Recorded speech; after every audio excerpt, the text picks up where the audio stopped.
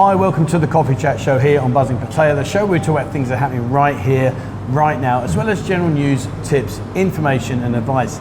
Now listen, I normally find a few good things out there. I normally uncover a few things that maybe you didn't know about, but have I got the place that you would just not believe. Joining me is Dennis. Dennis, how you doing, my man? Great, nice to meet you as well.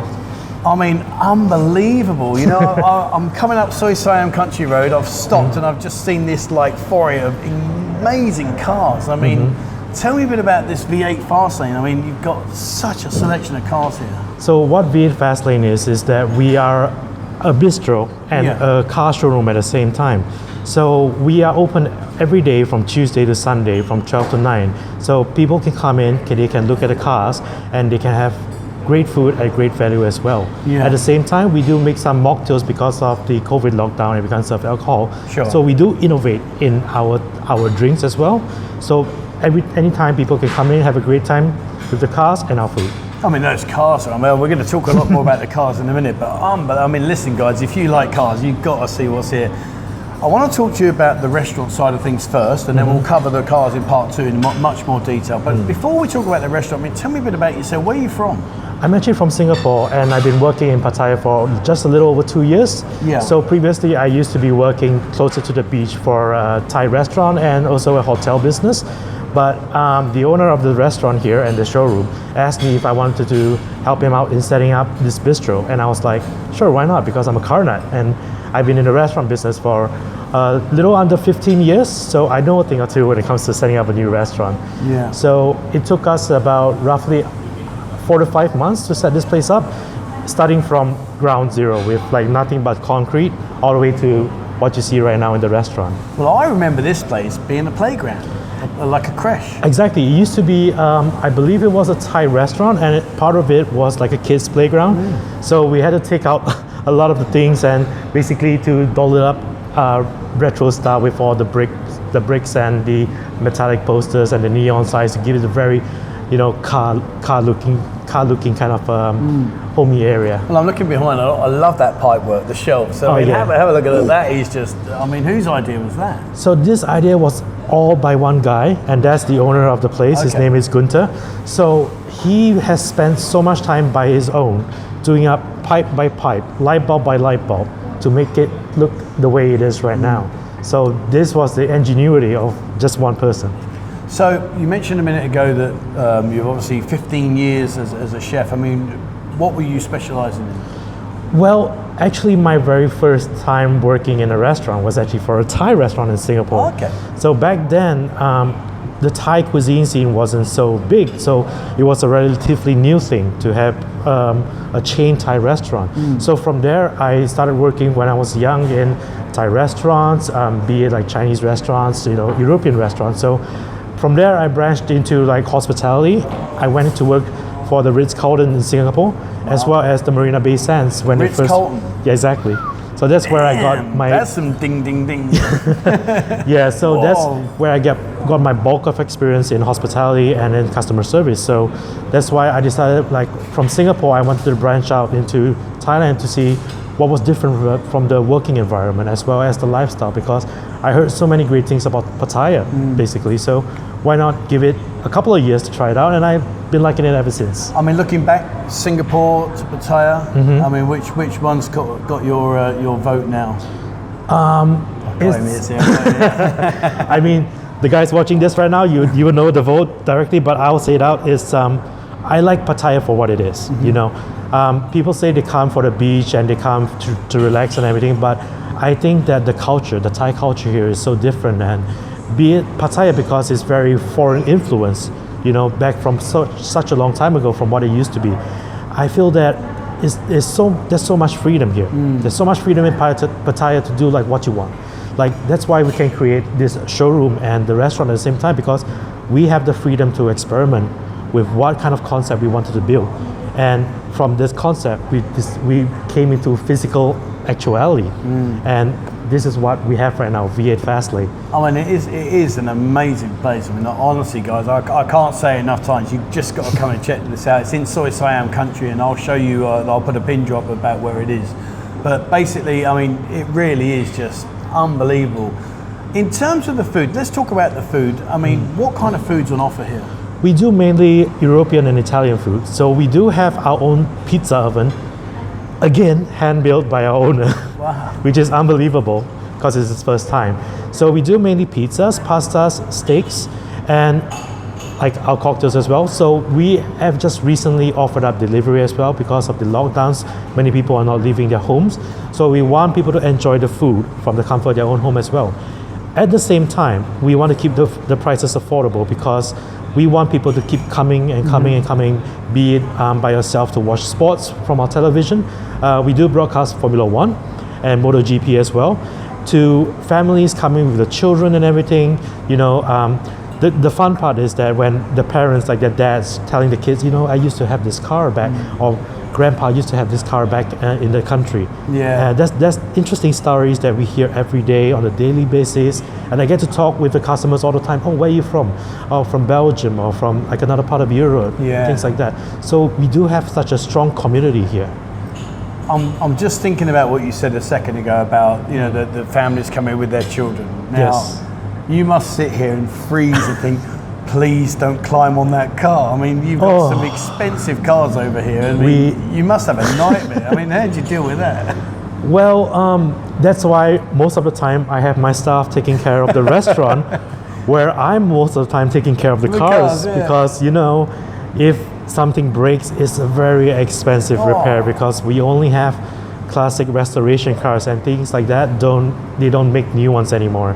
So I'm most of the time in the showroom, like taking care of the cars and making sure nothing drops and nothing goes wrong. Look, Dad, I can climb on this wing mirror. No, please put them down. Don't do that. We had that happen already.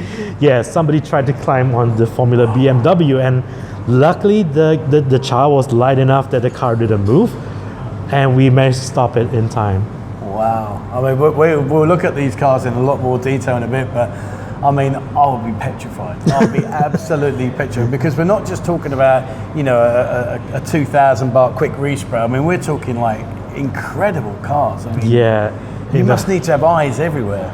Yeah, most definitely. So we are always very alert when the customer walks in, to see like if they're coming for they the got restaurant. kids. Oh yeah, if they got kids and if they're running around. But so far, I think that we have a very respectable customer base. Like, they tell their kids and they know like not to touch the cars and things like that. Oh yeah, I mean, Yes. if I came here with my boy and my girl, I'd be like, do not touch that. Do not go near that, because, you know. we welcome pictures. You can take pictures with the cars, you know, post with the cars and everything, but try please to keep your hands in your pockets. It does wonders for us. Do you cook yourself? Personally, I can do a barbecue. Barbecue. I'm quite good with barbecue, I can say that. But the restaurant success for the food is mainly contributed to our very experienced team. Like, we do have chefs from restaurants that closed down, like due to COVID, and we have like such a great pool of talents right here. Like, be it from chefs from previously from restaurants in Pratanap Hill, all the way from Jomtien, things like that. And we managed to get these talents coming right here and sharing with us their experience, and I think coming up with such a wonderful menu as well. Yeah, I mean, I have to say, I mean, you've got a beautiful decor. It really is nice. I mean, a question I do want to ask you though is, especially when you look at what you have available in terms of like you say, the photos and that for the families. I mean, it is amazing. I don't want to detract away from the quality of the food as well, because you've got a really fantastic and very comprehensive menu. What was the choice in here? Why here? Why Soy Siam country? Why did you come to this location? For the most practical answer is because number one, our garage is inside. Okay. Just at the back of the showroom, like not even 2 minutes right away. But mainly because there's such a good culture of restaurants around the area. So if you check like Mapachan Lake, you have great Italian restaurants like Sicily, you have August for steaks, you have Taco House for Mexican food, and you have Route 66 for American food. So I believe that a lot of people that stay around this area, they know that this road has great foreign food, great food from a lot of international cuisines, and we decided that we wanted to join in that scene as well. But to differentiate from the rest, like being like just mainly restaurants, you know, we wanted to do the bistro. So like, you know, you can come in here, have a great drink, be it gent or ladies. We do all kinds of drinks as well. So we wanted to come and join the restaurant scene in Nongpa and Mapachan area, but at the same time coming with like a very different approach. Where did the name come from? Okay, so because most of the time we deal with like big block engines, so we wanted to think like, okay, should we call it V6? Let's go for something bigger. V12? That's a bit too premium. So V8 is a very nice in between, because a lot of American cars back in the day, they came with V8s. Okay. So most of the time we're ordering V8 engines for our customers' restoration projects. So the name kind of stuck. And I mean, I'm guessing, a lot of places here will especially in the restaurants, you might be lucky and get a company car. I mean, over there, do you get a company car at all? So is it wishful thinking? Yeah, we do have a company car. Unexpectedly, it's not a truck. Neither is it an SUV. It's a baby Benz from, I would believe, it's the 90s. So we have a 180E, 2.3 liter engine. And strangely enough, to use it as company car, I don't know if it's sacrilegious, because it is a classic car and we are loading things from the suppliers into it. So hopefully we change the company car, because I don't want to damage it too much, because I kind of love it as well. It drives fantastic though. I mean, obviously you've got a huge interest in vehicles, and you're obviously a comprehensive knowledge about vehicles. I mean, I'm just about able to change a tyre and that's at best. I mean, you're restoring these into incredible, pristine condition. Yeah. I mean, when you're out and about and you see cars, do you look at the cars nowadays and think, they're just not the same, they just don't have that, I don't know, that aura around them, What do you think about modern day cars compared to these cars?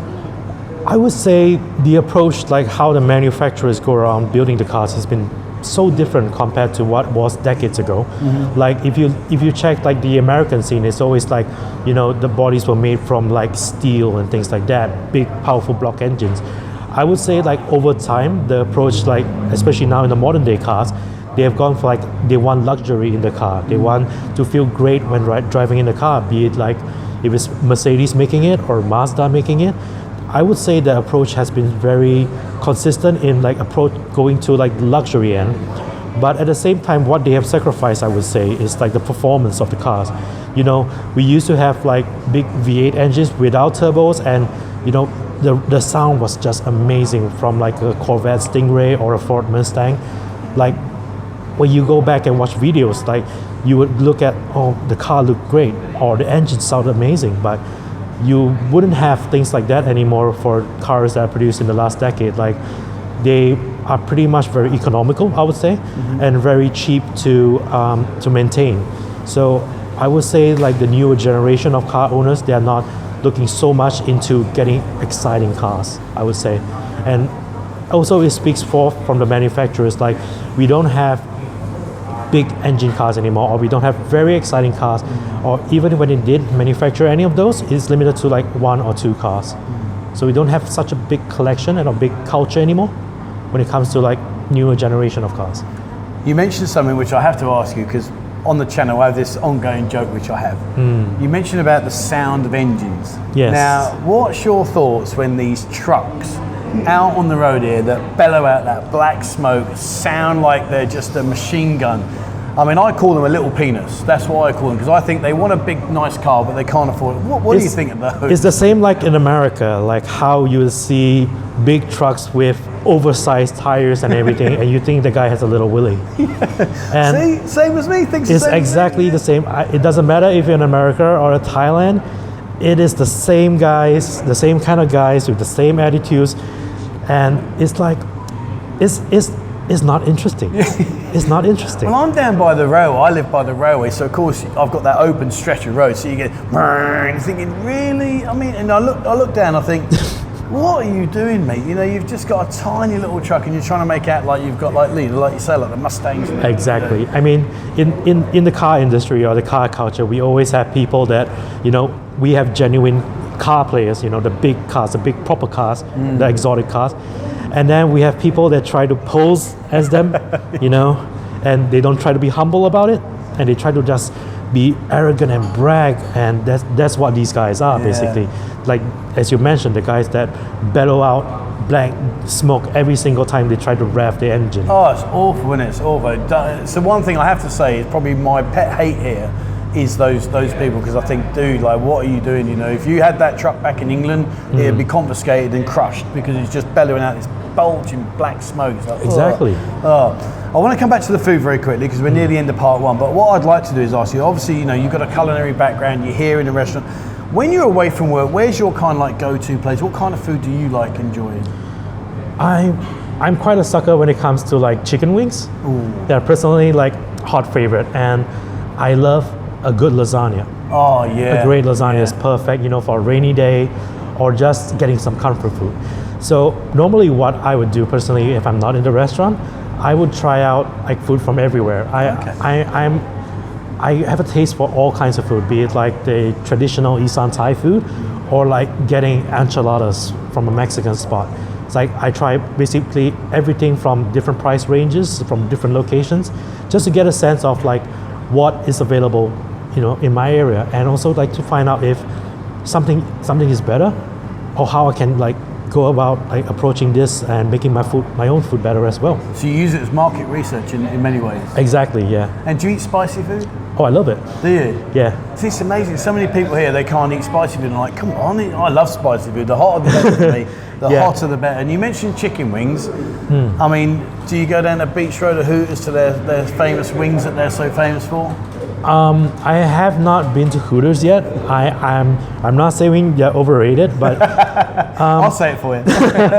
yeah, but I don't believe in paying the price that they're asking for chicken wings. That's a very diplomatic answer. I like that. Yeah, because like, I mean, okay, probably like what you're paying for is like for the girls and for everything, yeah.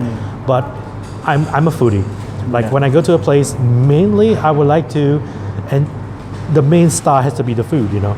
And I would say that that's more of an entertainment value that serves food rather than like a restaurant with ladies. Yeah. You know, that's my approach to it. I have to say, I mean, you've done a fantastic job here. I mean, it really does look amazing. The food menu, you know, I love the pipes. I really, you know, just to sit at the bar and have a drink and look at the pipes. It was really a great concept. You've done a fantastic job. Thank you. You really have. Guys, if you haven't been up here, have a look in the link in the description below. I'll put the link to their Facebook page. Come and check this place out, honestly. If you like your fast cars, you like your fast bikes, this is your playground. This really is. And what I like about this place is before it was here, this was a child's playground. Now we've got an adult's playground. Just look at these. It is amazing. And, you know, come and try the food, the drinks, etc. It really is a fantastic place. Dennis, thank you so much for sparing some time to talk to us. No problem. It's been much appreciated. Thank you so much. Part 2, I'm going to be way out of my depth. I'm not going to lie, I'm going to be way out of my depth. But this gentleman here knows his stuff. He's going to talk us around and show you a lot more in detail about these cars, the history of the cars, you know, how the rebuilds go and all the problems that they face. And of course, the glory side of when you sit back and go, look at that, we did that. It's incredible. We're going to show you that in part 2, which will be out very soon. All right, guys, that's it for me today. Thank you very much for watching. Please, as always, remember, hit the subscribe button and also the bell icon if you'd like to be notified when I bring out a new video. Check out our members area. More and more members are joining each and every day, so please check that out and join our Discord group. There's over 2,300 people on there now. All people like yourself have got a love for this wonderful city that Dennis and I live in and can call home. So check it out and get yourself on there. There's a link in the description below. All right, that's it from me. Thank you very much for watching. And please, as always, wherever you are in the world, stay safe.